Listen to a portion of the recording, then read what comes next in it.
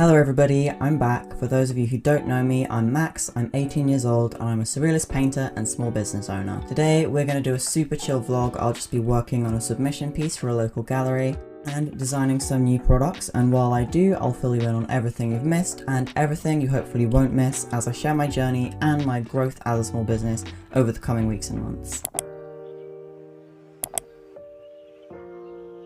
Welcome to my studio. I've been at college all morning. It's 11 AM and I'm going to settle in with this map piece for an open call at my local art centre.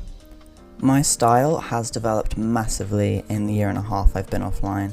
While I'm still concentrated in surrealist portraiture, I've moved away from centrally composed headshots and made a heavier feature of narrative by creating scenes of interacting characters and interconnecting worlds between each piece.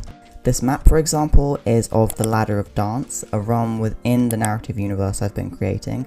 It's the same place my Angels painting is set, and also my Walrus one. You can see here I'm inking the shoreline where the characters are sitting. I think the event that catalysed this shift was my application to Oxford University. It forced me to not only make lots of high quality pieces in a short time span, but also to read into the subject, which isn't something I'd done before. Part of this process was a trip to Paris, where I went to the big galleries to immerse myself in both contemporary and traditional art. This led to the Renaissance Surrealism style I developed over the following months.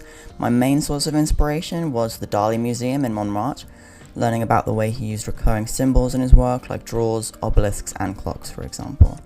This is when I first started to implement allegory in my work. The piece I was particularly drawn to was his Minotaur statue. The image of drawers protruding from a body informed my next piece, What Makes You Squirm.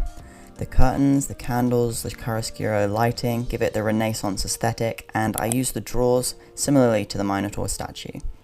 Drawers represent secrets in Dali's work, and here they are holding the natural insides of a human body. Insides that, if not kept hidden, could be repulsive and abhorrent.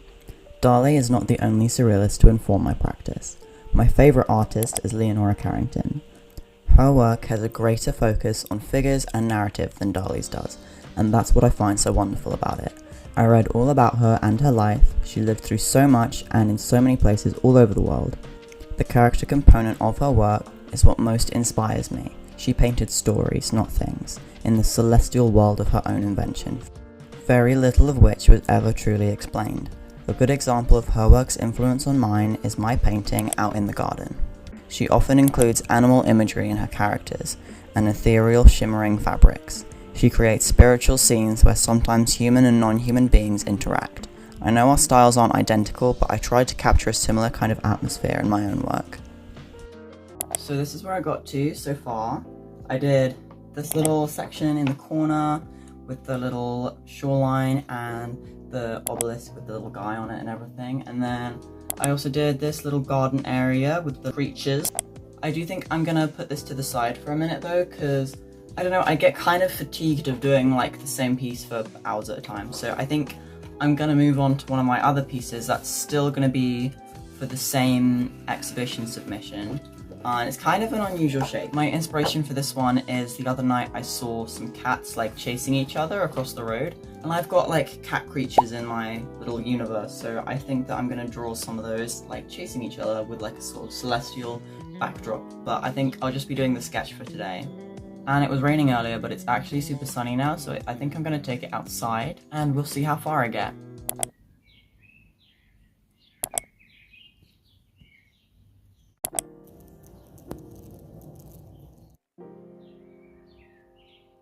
So after I did all this work and went on this big artistic journey, I got an interview at Oxford Ruskin School of Art. I thought it went great. They only interviewed 50 out of over 200 applicants, and of those 50, only 30 would be offered a place. It went so well, and a 3 out of 5 chance seemed really good, but unfortunately I wasn't accepted. I was pretty sad, understandably. It's a beautiful place, obviously very prestigious, and both Lewis Carroll and Tolkien went there, and it would be so amazing to go to the same place. So instead, I applied to do fine art and art history at Goldsmiths University in London, which is also relatively prestigious. The great thing about it is that they offer a combined fine art and art history degree, which many places don't. This is important to me as without academic thinking, I feel restless and I also want to feel challenged. I did get not only an offer but an excellent scholarship, They give out 20 of these based on academic achievement and overall merit of the application itself. This is going to be super helpful as it will lessen the pressure on finding work while I study. I realised at college this year it isn't sustainable if you want to do well and also be happy to also have a job. This will also give me time to continue working on my small business, which I will find more fulfilling regardless. There's this YouTuber who's inspiring me at the moment. Her name's Tammy, you've probably heard of her. She makes polymer clay products and she started her small business when she was at university too, doing it alongside studying. And she's super successful now. I'm really hoping I can be the same, or at least earn enough money to put some aside to put towards a deposit on a property once I've finished. It is so hot outside, oh my goodness, I can't. I had to change into this, like, thinner top because I was literally cooking. I was literally getting a headache, it was so hot. I didn't feel like my skin was melting off, it would have been really nice. Like, the next thing I wanted to do was work on some product designs because I'm going to be selling at a market, hopefully 2. I've not heard back from the other people yet, but I've been accepted to at least 1. And eventually these will be available on my Shopify as well, but I need to sell things in person in order to have the funds. I'm going to talk about that more later actually. I'm going to be using my beloved, very large tin of pencil and designing some little creatures, some little colourful fantasy creatures.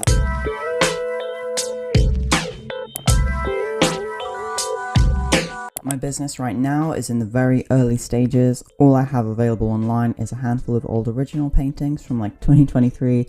I will be selling in both galleries and in-person markets over the summer, trying to get the money together for a Shopify subscription and build enough of an audience to justify having it in the first place. That way I can sell loads of up-to-date products to people all over the UK. I'll tell you more about those in a minute, but first I need to set up the premise of my brand and assure you that there is some actual planning and substance to it.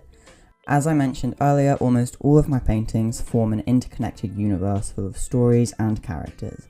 There isn't time today to explain every little bit of lore, but the general premise is a dark fantasy world full of different lore and creatures and settings and worlds, with the mortal plane in the centre. Above the mortal plane is the Watching Forest, the Ladder of Dance, and at the top the Eternal Garden, Paradise. Below the mortal plane is Bulka's Fields, the Direlands, and the Void. The soul travels through these worlds, through death and rebirth, living countless lives in each until all lessons have been learned and they find the path to the Eternal Garden. In each world there are loads of creatures and characters with their own lore and stories, but again, there isn't time to get into every detail. My small business is built around this concept, inviting customers into this celestial universe, appealing to their creative curiosity, encouraging them to interact with the story through my products, which revolve around the settings and creatures of this world. Sorry, I'm just watching this back. It sounds like a cult. It sounds like I'm describing some sort of cult enterprise. Literally just like a fantasy universe that's got like made up religion in its lore. That's what it is. It's like lots of little stories that are connected by an overarching kind of religion. Just a way of like linking the different worlds together and all the different characters so that they come under the same universe. It's fiction, it's not real. These products involve paintings and prints of course, but also more accessibly priced items, stickers like I'm making now for example, handmade keychains, bookmarks, and signed copies of the art book that I'm working on, but I'll have a separate video telling you all about that. My plan is to share this world and its stories with you over the summer, as well as documenting my journey as a teenage small business owner. I will be uploading a full-length video every single Sunday, hopefully indefinitely, with shorts every day, and maybe even some 5 to 10 minute bonus videos too. I want to create more curated content. I used to just voice over time lapses of me drawing, but I'm trying to be more intentional, writing scripts, breaking up the footage with more of a vlog style than an impersonal speed paint. I want you guys to get to know me and my story, and provide you some entertainment, comfort, or advice alongside it. This is how the stickers are coming along. I did like one, which I thought I'd get more done, but it took me just a really long time. I'm also going to do like a whole separate video of me making products, so I thought it would, like, I'd run out of things to film, like if I do everything today. But I'm like super excited to turn some of this stuff into like real products instead of just drawings. Next week I'm going to do like a sort of broader vlog that sort of documents my whole week, or at least the kind of important bits of my week instead of like an afternoon. Showing how I balance like my job and my A-levels and my small business as well. I hope it'll be nice and calm and not as chaotic as it sounds. I really hope you enjoyed watching me draw and listening to me yap about things you probably don't care about, but let me know what you thought, or say hi or something. I am trying like a new kind of style of video I've not done before, so if any of this was bad and you hated it, you can tell me, but say it gently. And yeah, come back next week.